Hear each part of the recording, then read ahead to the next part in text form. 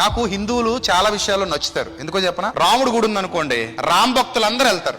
మా ఏరియాలో కూడా వెలంపేట రామాలయం ఒకటి ఉంటది, గొల్లపేట రామాలయం ఒకటి ఉంటది, రెడ్ల రామాలయం ఒకటి ఉంటది.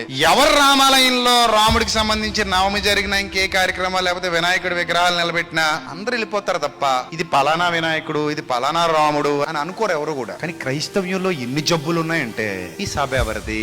యేసు ప్రభుదే. కానీ ఆహా, మా యేసు ప్రభుదా కాదా? మీ యేసు ప్రభు కాదు, అది ఇంకొక యేసు ప్రభు. మరి నీ దగ్గర ఉన్న యేసు ప్రభు ఎవరు? ఇతను సెపరేట్ యేసు ప్రభు.